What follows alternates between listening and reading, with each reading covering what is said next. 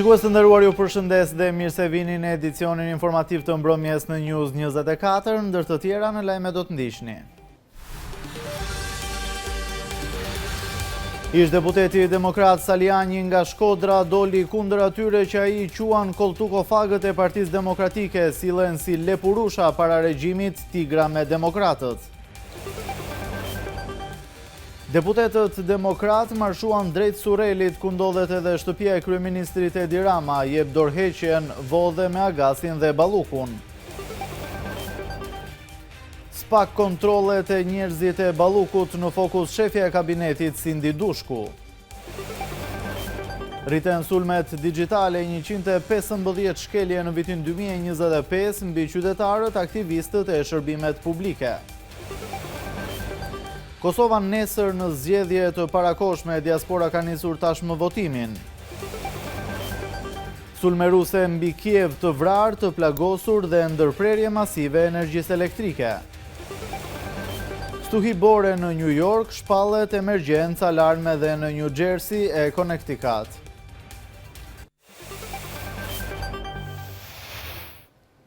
Njihemi tani më gjërësisht me zhvillimet e ndodhura ditën e sotme. Ish deputeti i Partisë Demokratike Ervin Saliani, gjatë një takimi që pati në Shkodër, tha se lëvizja e tij synon një parti demokratike më të fuqishme se Edi Rama, edhe politika nuk ndryshohet me figura të konsumuara. Saliani theksoi se ka kontakte të vazhdueshme me bazën dhe se nuk u trembet presioneve ndaj tij që vijnë nga brenda partisë.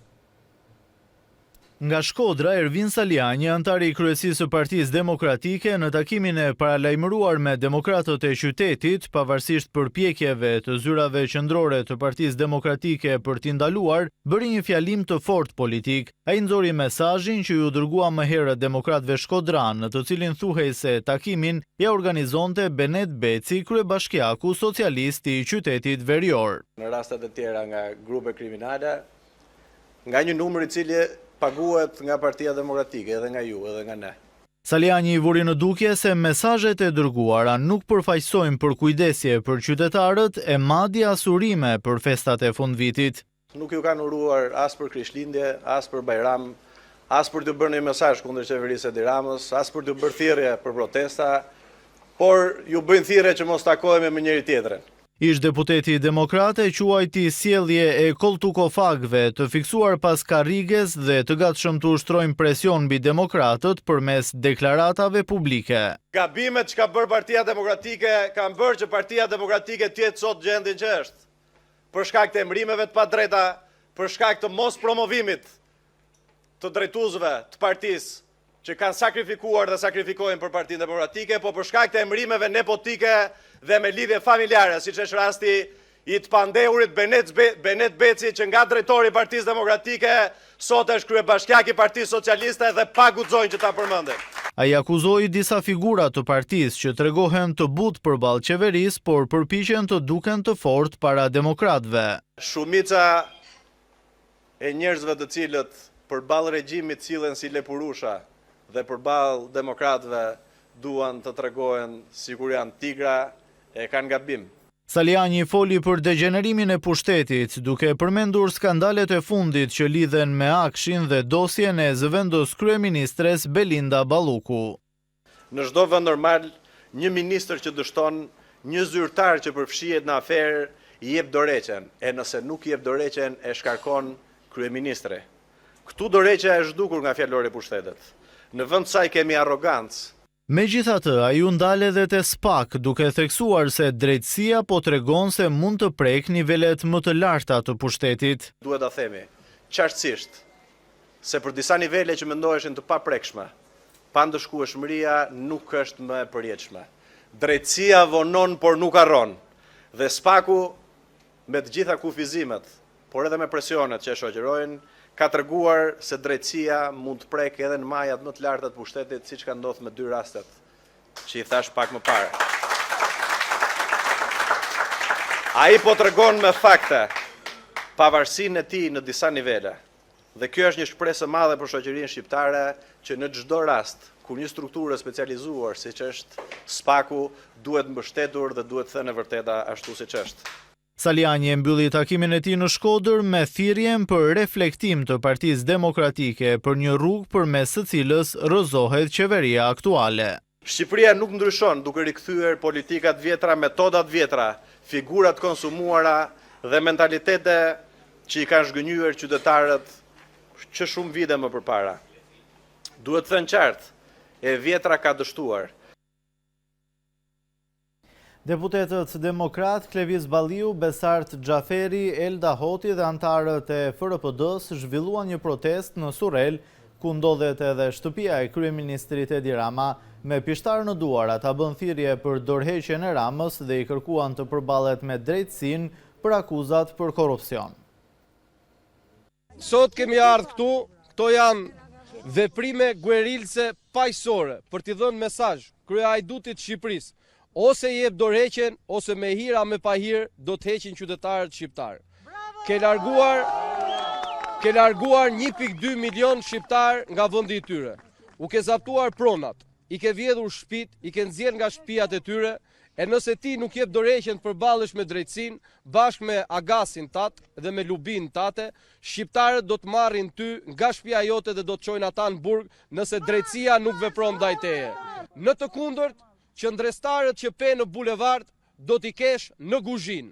Në qoftë se nuk jep dorëheqjen, nuk largohesh. Je kapur në krim, ke vjedhur paratë e shqiptarëve dhe është koha të mbash përgjegjësi. Me hira me pa hirë është zgjidhja jote.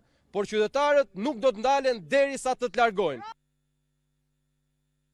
Nga Korça, ku zhvilloi foltoren e radhës, kreu i Partisë Demokratike Sali Berisha tha se nga Washingtoni kanë rënë sirenat e alarmit për korrupsionin qeveritar në Shqipëri. Berisha e konsideroi Ergjys Agasin zëvendos kryeministrin në hije dhe sipas tij u përdor nga kryeministri Rama. Pas publikimit të një akti për demokracinë dhe prosperitetin në Ballkanin Perëndimor nga Kongresi Amerikan, kreu i Partisë Demokratike Sali Berisha e konsideron siren alarmi nga Washingtoni. Këto rezoluta sankcionuan se Shqipëria është një narkoshtet ku ligji e bën krime dhe droga. Jo vetëm rrezik për shqiptarët, por rrezik për Europën. Dhe sfundi, i dëgjoni ju tani, sirenat e alarmit që bien nga Washingtoni për korrupsionin e qeverisë Edi Ramës dhe lidhjet e saj me drogën dhe krimin. Ne triumfum.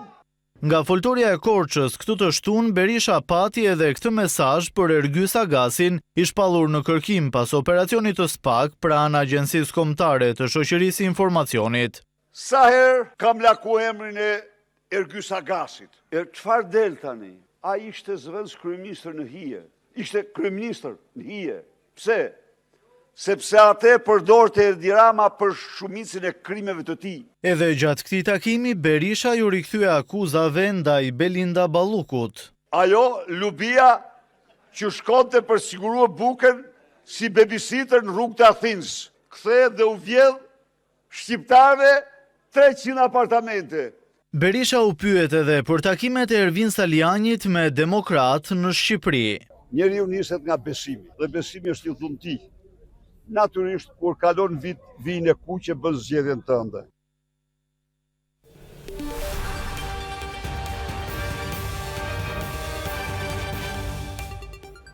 Prokuroria e posaçme antikorrupsion SPAK dhe Byroja Kombëtare e Hetimit kanë ekzekutuar 34 kontrolle në banesat dhe bizneset e njerëzve të besuar të zëvendës kryeministres dhe ministres i infrastrukturës dhe energjetikës Belinda Balluku. Në fokus të kontrolleve ka qenë Sindi Dushku, shefe kabineti e Ballukut, njëkohësisht është kushërira e Xhaçkës.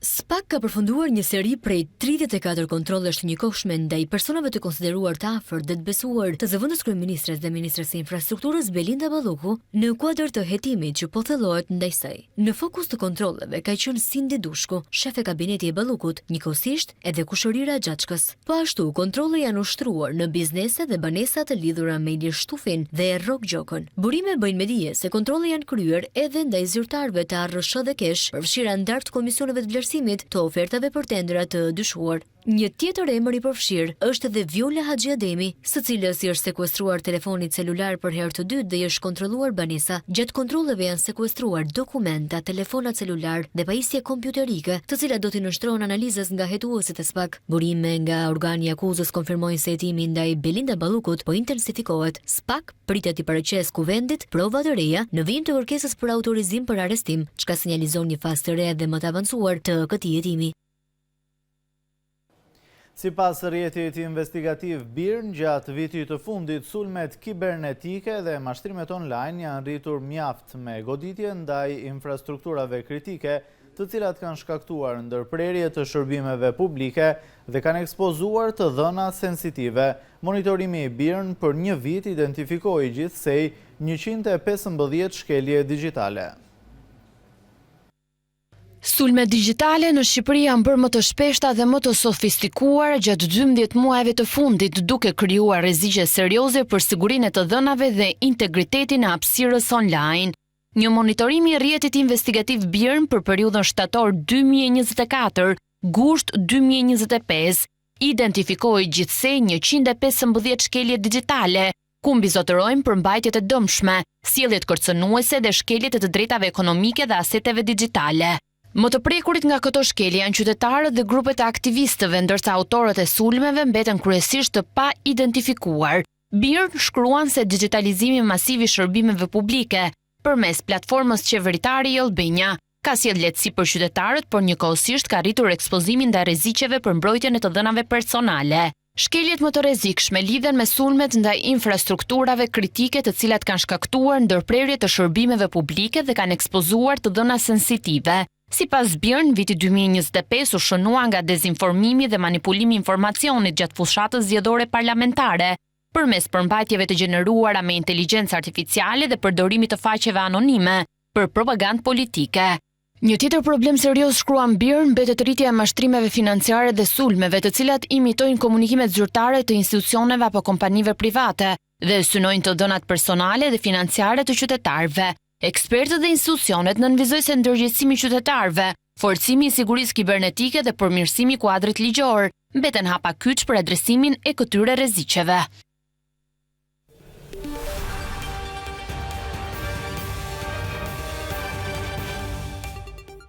Pas një shkëputje gati 10 vjeçare, kryeministri Edi Rama dhe Koço Kokdhima janë takuar mbrëmjen e kaluar në një darkë miqësore në Tiranë. Takimi vjen pas një historie të gjatë bashkëpunimi dhe përplasjesh që nga vitet e para të zgjedhjeve të 2013-s e deri te ndarja e fortë politike mes tyre dhe zhvillohet në një moment tensionesh të larta politike.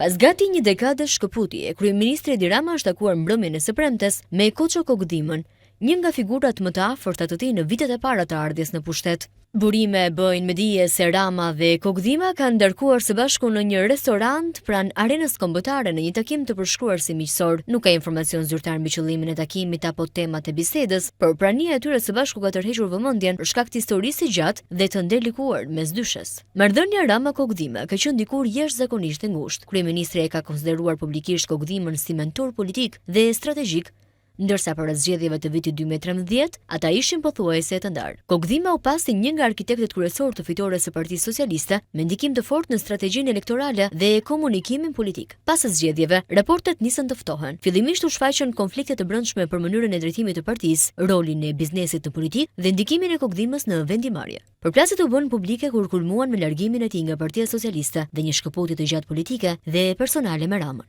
Në vitin 2016, gjykata kushtetuese i hoqi mandatin e deputetit Koço Kokdhimës, një zhvillim që në atë kohë u lexua edhe si fundi një kapitulli të përbashkët politik. Takimi i mbrëmshëm vjen në një moment kur politika shqiptare po përjeton tensione dhe ripozicionime të forta, ndaj çdo kontakt mes figurash me histori kaq të ngarkuar ngre pikpyetje. Nëse bëhet fjalë thjesht për një rikthim njerëzor pas viteve ndarje, për këshilla apo për diçka më shumë, mbetet për tu parë.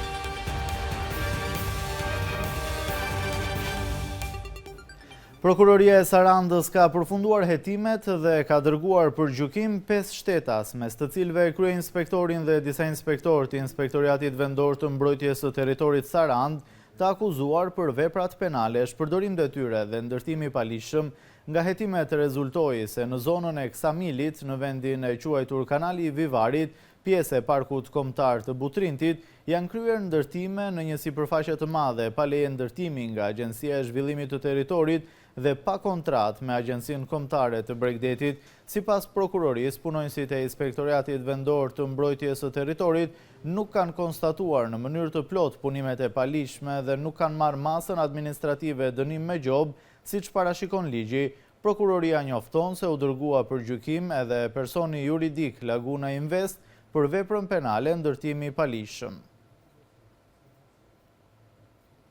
Një 44 vjeçar është arrestuar nga policia në Mat pasi akuzohet se ka kryer ndërhyrje në Monumentin e Kulturës Ura e Vashës, duke ndërtuar pa leje një objekt pranë saj. Në pranga u vu 44 vjeçari Medisina, banues në fshatin Fshat të Klosit.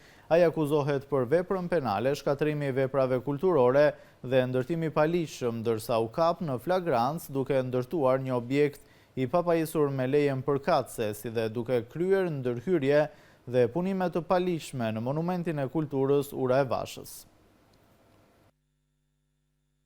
Një zjarr i fortë përfshiu parkun e autobusëve në sektorin Rinia në Durrës, duke shkaktuar djegjen e shumë prej tyre që ishin të parkuar. Policia tha se ngjarja ndodhi rreth orës 13:45 minuta në lagjen nr. 15 në Durrës pranë Eko Park, ku ra zjarri në ambientet e parkimit të autobusëve. Përpasoj, shumë autobus të parkuar u shkrumbuan. Në vend ngjarje shkuan shërbimet e policisë dhe të zjarrfikses, të cilat po punojnë për shuarjen e plot të zjarrit dhe për sqarimin e rrethanave dhe shkakut të ngjarjes. Ende nuk dihet shkaku i zjarrit masiv që ka shkrumbuar tashmë disa prej autobusëve jo funksional. Zjarri ka rënë larg qendrës së banuar.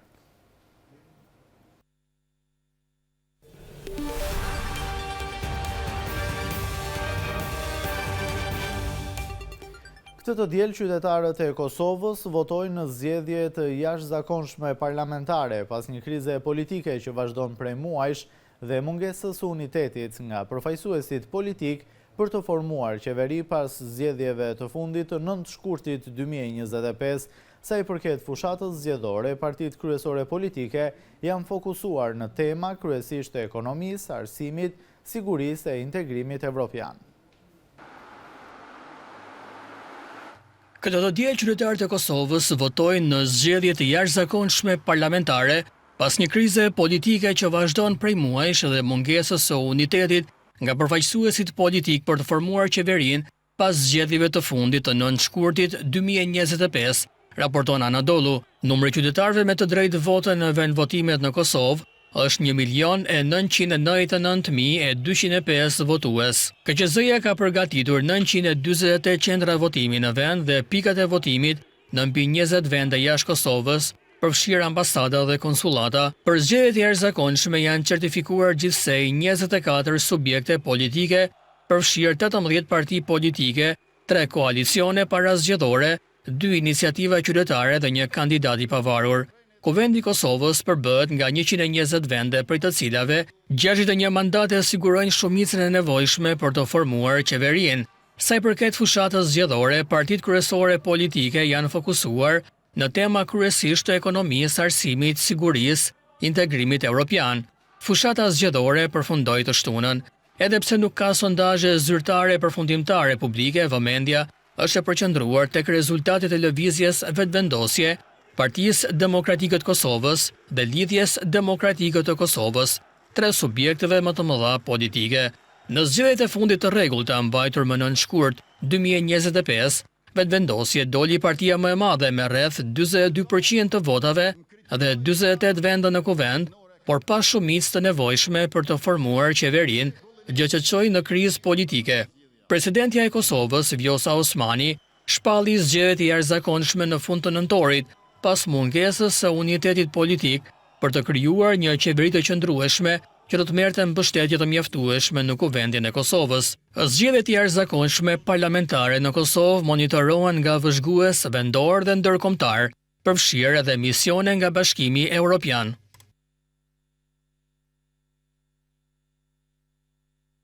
Diaspora e Kosovës po voton që prej orës 7 të mëngjesit në përfaqësi diplomatike në vende të ndryshme të botës për zgjedhjet e parakohshme parlamentare të së dielës, ndërkohë një pjesë e madhe e diasporës së Kosovës mund të votojë në vend, duke qenë se zgjedhjet po zhvillohen në prag të festës së Vitit të Ri, kohë që shumë shqiptarë të Kosovës kthehen në vendlindje për të festuar. Prej orës 7 të mëngjesit deri në orën 19 të mbrëmjes, sipas kohës lokale në përfaqësi të ndryshme diplomatike, diaspora po voton për zgjedhjet e parakohshme parlamentare të Kosovës. Votimi në përfaqësi diplomatike ishte mundësuar për herë të parë në zgjedhjet parlamentare të 9 shkurtit të këtij viti, ndërsa më herët kishte qenë i mundur vetëm votimi përmes postës. Procesi i votimit po zhvillohet në 40 vend votime, që u përkasin 16 ambasadave dhe 13 konsulatave të Kosovës në 18 shtete të huaja, ku të bëjnë pjesë 6 vend votime në Gjermani, 3 në Zvicër, 2 në SBA, 2 në Kanada, 2 në Itali, 2 në Francë dhe nga 1 në Mbretërinë e Bashkuar, Belgjik, Suedi, Austri e të tjerë. Këto janë pamje nga votime që po zhvillohen në konsulatën e Kosovës në Zyri, ku njerëzit duken në radhë për të votuar. Në zgjedhjet e fundit parlamentare, lëvizja vetëvendosje doli dukshëm e para nga votat në përfaqësi diplomatike. Gjithsej numri i diasporës që është regjistruar për të votuar në këto zgjedhje përfshirë përmes votimit me postë është pak mbi 77.000. Komisioni Qendror i Zgjedhjeve bëri të ditur se për votim do të vlen dokumentet identifikuese me afat të skaduar. Në prag të zgjedhjeve të së dielës në Kosovë, agjencia e lajmeve Reuters shkruan se shteti më i ri i Kosovës rrezikon të përballet me një krizë të re politike 4 muaj para zgjedhjes së presidentit të ri, ndërsa afrohen afatet për të ratifikuar kredit ndërkombëtare. Partitë politike të Kosovës përfunduan tubimet e fushatës zgjedhore përpara zgjedhjeve të së dielës, pas një ngërçi politik një vjeçar që çoi në shpërbërjen e parlamentit. Partia vetëvendosje e kryeministrit Albin Kurti fitoi zgjedhjet e fundit në shkurt, por nuk arriti të sigurojë shumicën e nevojshme ose të gjejë një parti koalicioni e gatshme për të formuar qeverinë e re, pas një fushate të ashpër, shkruan Reuters. Shumë në Kosovë, shkruan agjencia, kanë frikë se një përsëritje e kësaj situate mund të çojë shtetin më të ri të Evropës në një krizë të mëtejshme, vetëm 4 muaj para se parlamenti të votojë për zgjedhjen e presidentit të ri të vendit, ndërsa afrohen afatet për të ratifikuar kredit ndërkombëtare. Sondazhet nuk bëhen publike në Kosovë, kështu që ka pak shenja se si do të shkojnë zgjedhjet e së dielës. Por duket e pamundur që ndonjë nga partitë kryesore të opozitës të jetë e gatshme të formojë një qeveri me Kurtin, i cili sipas tyre ka nxitur tensione me pakicën serbe etnike të Kosovës në veri, ka bërë pak për të përmirësuar standardet e jetës dhe ka dëmtuar reputacionin e Kosovës jashtë vendit. Kurti, i cili erdhi në pushtet në vitin 2021, fajson opozitën për ngërçjen dhe mbetet publikisht optimist për fitimin e 500.000 zemrave të nevojshme për të fituar një shumicë të plotë. Kosova fitoi pavarësinë nga Serbia në vitin 2008 me mbështetjen e Shteteve të Bashkuara, e cila përfshinte një fushatë bombardimi të NATO-s në vitin 1999 kundër forcave serbe, të cilat zhvilluan një fushatë brutale për të shtypur një kryengritje nga shumica 90% etnike shqiptare, shkruan agjencia.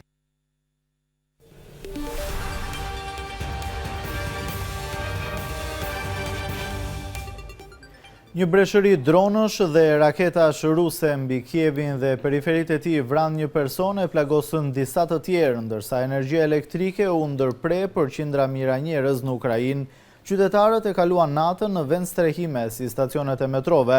Sulmet ndodhen teksa Zelenski po përgatitet për një takim në Florida me presidentin amerikan Donald Trump për t'i dhënë fund luftës në Ukrainë. Rusia sulmoi Kievin dhe rajonet të tjera të Ukrainës me raketa dhe dron të shtunën, përpara asaj që presidenti Volodymyr Zelenski tha se do të ishte një takim kyç me presidentin e SBA-s, Donald Trump, në Florida për të hartuar një marrëveshje për t'i dhënë fund luftës 4 vjeçare. Shpërthime u dëgjuan në Kiev, ndërsa forcat ajrore thanë se dronët rus po shënjestronin kryeqytetin dhe rajonet në verilindje dhe jug të vendit. Dronët goditën ndërtesat e banimit të qytetarëve, ndërsa zjarfiksit u përpoqën të shuanin flakët e shkaktuara nga shpërthimet. Qytetarët e Kievit sërish u detyruan të kalonin natën në vend strehime, siç janë stacionet e metrove. Një grua 47 vjeçare humbi jetën dhe 8 të tjerë u plagosën, thanë autoritetet e kryeqytetit të Ukrainës, Rusia goditi infrastrukturën energjetike të Ukrainës dhe rriti sulmet në rajonin jugor të Odesas, vendin e portave kryesore detare të Ukrainës, thanë autoritetet vendase. Para sulmeve Zelenski tha se bisedimet e tij në Florida të dielën do të përqendroheshin në territorin që do të kontrollohej nga secila palë pas ndalimit të luftimeve. Moska kërkon që Ukraina të tërhiqet nga zonat e rajonit lindor të Donetskut, që trupat ruse nuk kanë arritur ta pushtojnë në përpjekjen e tyre të parë për të siguruar të gjithë Donbasin, i cili përfshin dhe rajonin e Luhanskut. Kievi dëshiron që luftimet të ndalen në vijat aktuale.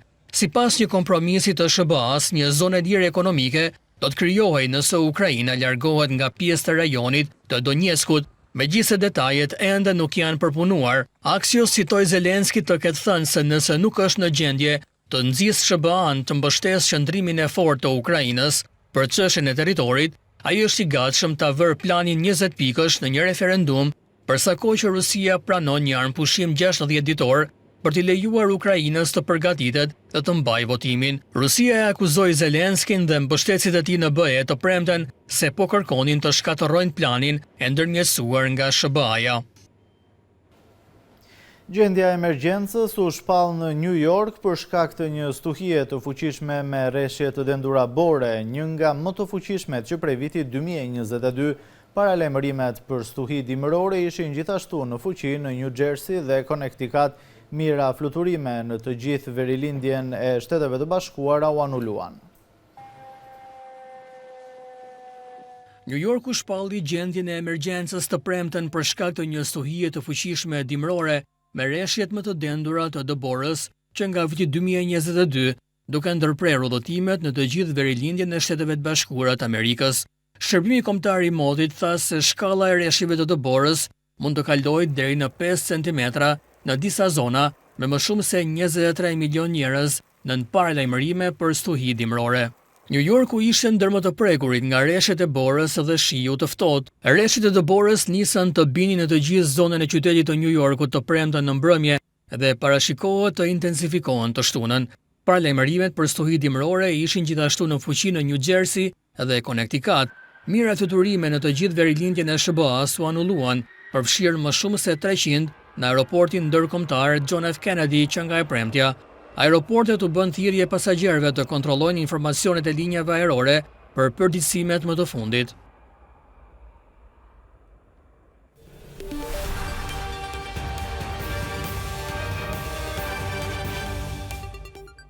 Të dielën do të zhvillohet Superkupa e Shqipërisë, ku do të përballet Egnatia me Dinamo në stadiumin Air Albania në orën 19. Kampionët në fuqi vinë në këtë finale në një moment fantastik, jo vetëm se tashmë mbajnë statusin si kampion dimri, por edhe për vazhdimsinë që kanë treguar gjatë këtij sezoni. Megjithatë, përballë ka një rival si Dinamo, që ditë jeti rrezikshëm në ndeshjet direkte, e vërtetuan duke i mundur në finalen e kupës pas gjuajtjeve të penaltive. Pikërisht këtu qëndron edhe meraku për trajnerin Tetova, sepse penaltit nuk janë pika më e forte Rogozhinasve pavarësisht cilësisë së lojtarëve, ndërkohë kryeqytetasit vinë në këtë përballje pas 2 fitoreve radhazi dhe me grupin e plot përveç Naser Aliit, i cili është i dëmtuar. Kemi mbritur kështu në fund të këtij edicioni informativ, por ju rikujtoj se për zhvillimet më të fundit nga vendi, rajoni dhe bota ju mund të klikoni në balkanu.com për të njohur me lajmet në kohë reale dhe për të ndjekur në live stream News 24 në çdo moment. Faleminderit për vëmendjen, bashkë mirupafshim.